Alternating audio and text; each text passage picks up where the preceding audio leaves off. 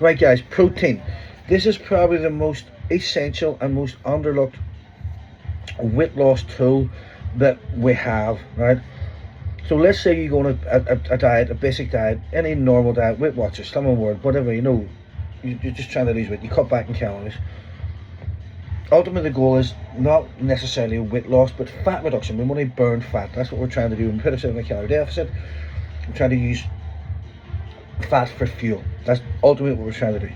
Now remember, you've got to understand the basic principles of evolution. We are adaptation machines. We adapt to what goes on around us to survive. We are survival machines. The human race, why human beings are so superior to any other animal on the planet, is because we have found ways over hundreds of thousands of years to adapt to the stresses of the environment and the weather and whatever, overcome and survive. Alright, so you'll find that there's human beings, we're the only species that can cover every part of the planet and survive. From the Arctic to the desert to anywhere, we can survive in any sort of elements or sort of extremities that we can find, because we adapt to overcome and survive. So the reason why we store fat is, from an evolutionary point of view, to keep us alive through times of famine and starvation. So when we want to burn those calories, let's say we go through a time where there's no food around for a long time, the body's like, okay, I'm going to start on the tap on the fat reserves or energy reserves. Now, it knows that fat has got 9 calories per gram. It's very calorific. Muscle tissue has 4 calories per gram. Carbohydrates have 4 calories per gram.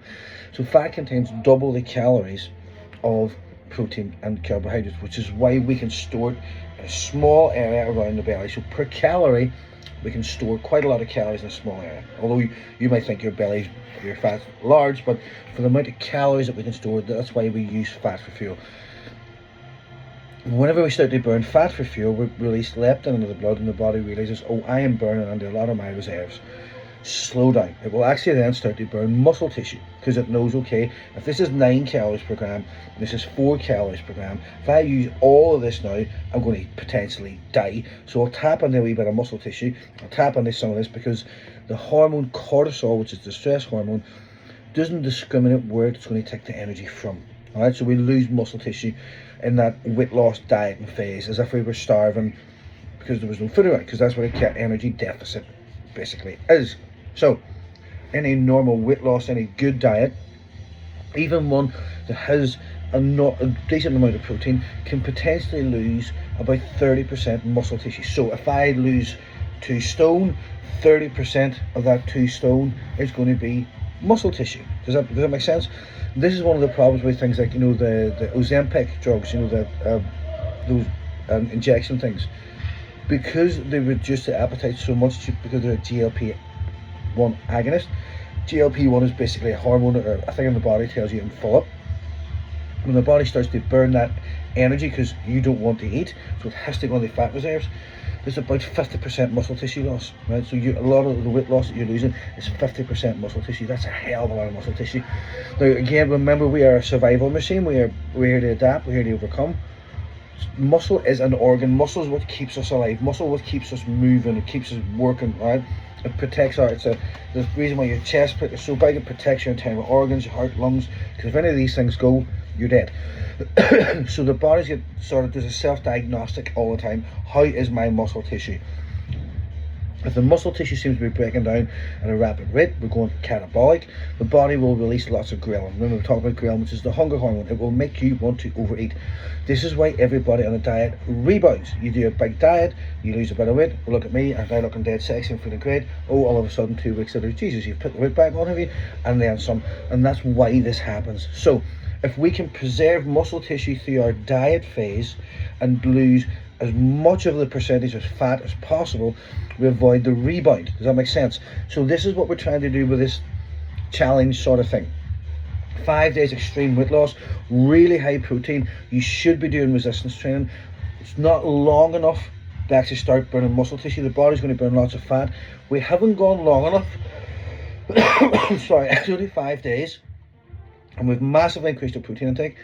So we haven't gone long enough to actually go catabolic from a muscle tissue point of view. So most of the weight that we lose, a good 95, 98, 99% of it will be fat right? Pure energy. So because the body hasn't switched onto that, oh shit, I'm burning too much fat, I need to slow down the metabolism and give you some muscle tissue.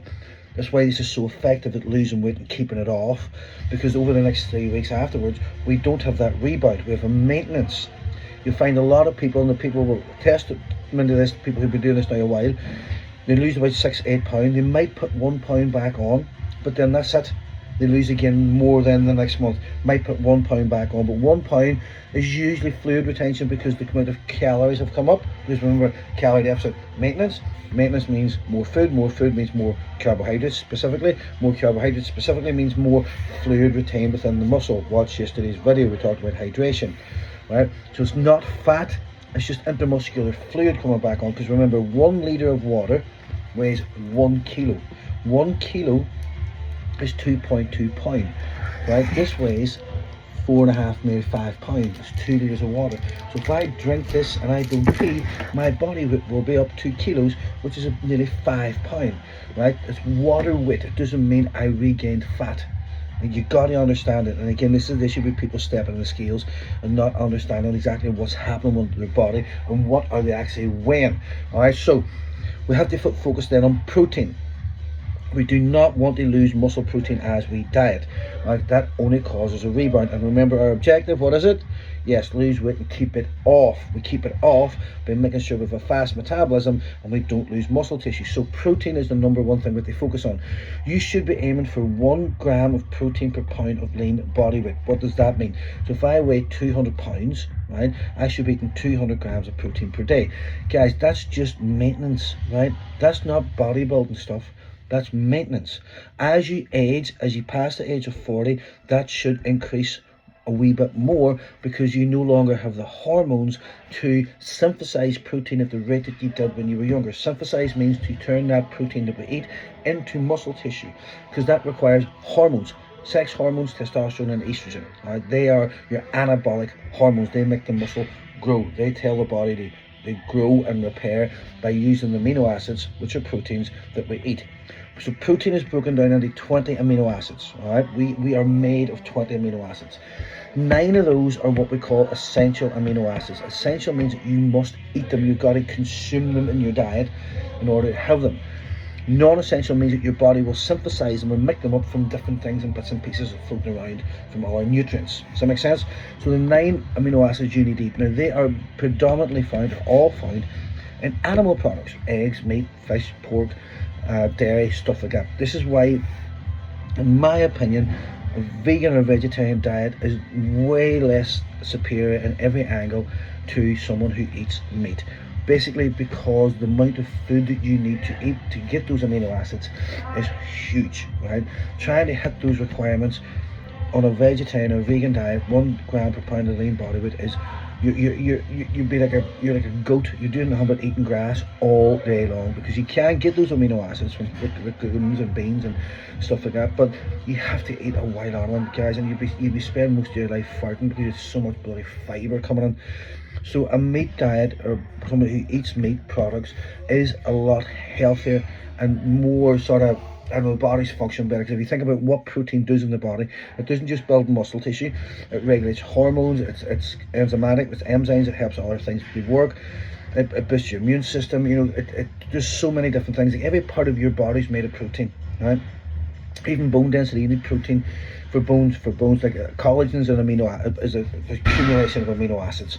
Right? So even collagen is made up of amino acids. With collagen is a protein, it's made up of different amino acids, and your body needs collagen to make bone and stuff like that. So it's all amino acids, right? Right, now we've got to talk about not just what the amino acids are, but what's the best type of protein to eat. Now again, any animal product will give you all of the amino acids that you need.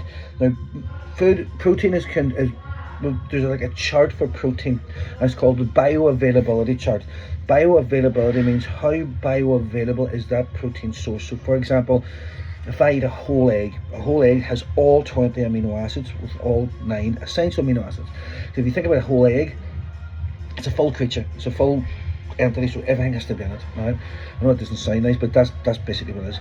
So on a bioavailability chart, an egg is 100 because there's 100 bioavailability. So the bioavailability of the proteins in it are 100% what we need. They're there. You got then like beef, which is like 82, chicken, which is like 78, fish, which is like 72. So they go down, they downgrade then down through that, because again, an egg has all 20. Now, you hear me recommending whey protein. Guys, whey protein is actually about 113 to 120 bioavailability. That's because of the amount of amino acid leucine in it. And leucine is one of the amino acids that triggers muscle or protein synthesis, which means the body uses, it's got all the amino acids it needs, but it's the amount of leucine that will trigger the body to say, okay, repair muscle tissue, because different amino acids do different things in the body. So that's why whey protein is actually about 113, but it's above 110 bioavailability. It's actually better than a whole egg for building muscle tissues, which is why bodybuilders take whey protein. But it's just because it's a really good source of protein. It's also then the digestibility of the protein. How am I digesting it and absorbing it? Right? Whey protein, it's like baby food, it's already pre-digested. It's going straight in the system, bang, there, done. As where you take something like a steak, it's very hard to break down. The digestibility of that's not great. You take a plant-based diet. Like, I don't digest broccoli very well. It sits in my belly, it bloats me. So if I was to take something like that to try and get a protein from, the bioavailability is going to be low, the digestibility is going to be really low. So am I going to actually get anything from it? Right? So this we have to think about what food sources work best for you. Now, the other reason why protein's a really good weight loss tool is because of satiety. It makes you feel full up. After you've eaten a steak, you're not really looking to eat very much else, right? Because the amount of protein in the stomach. Protein shake, the same, weight, 2 scoops of whey protein, I don't really want to eat anything after that, which is why we consume the protein shake half hour before our first meal. We stop that binge eating or overeating mentality from the long fast. Does that make sense? So that's why we want that. We also then have what we call the TEF, the thermogenic effect of food.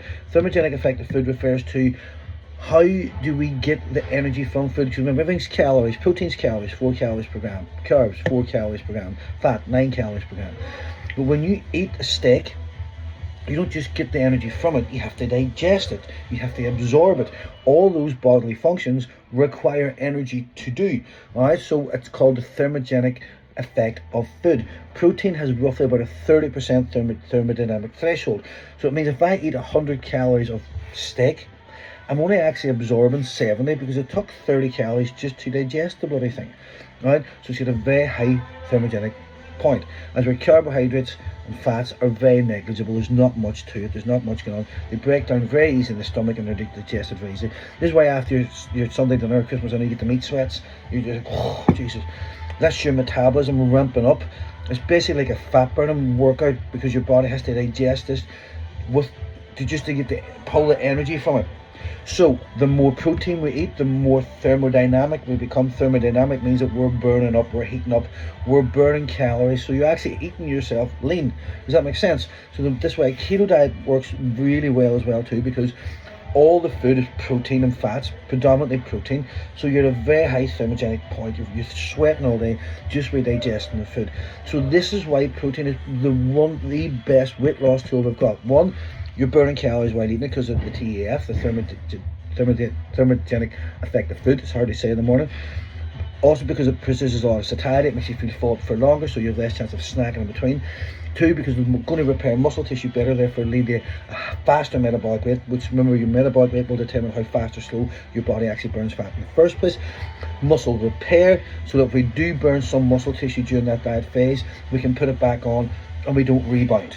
Does that make sense? So if you're on any weight loss protocol, protein has to be the number one thing.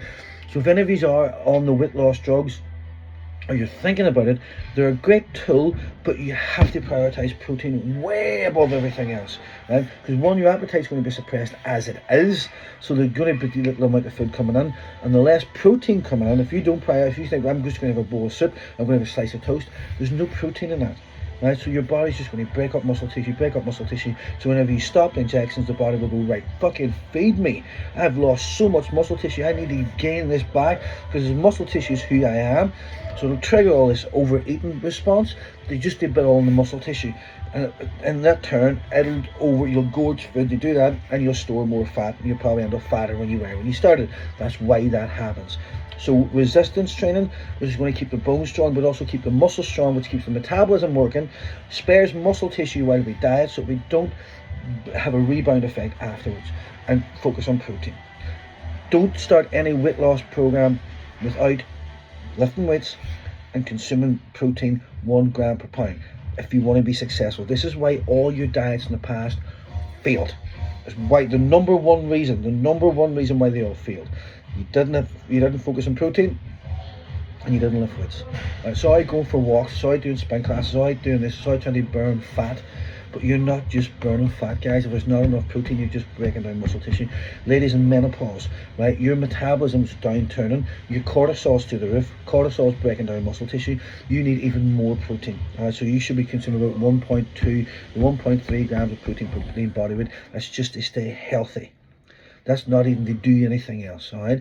You want any more help? Give me a shout. Have a good day. Folks, good luck today. 4-hour eating window. Let's smash it.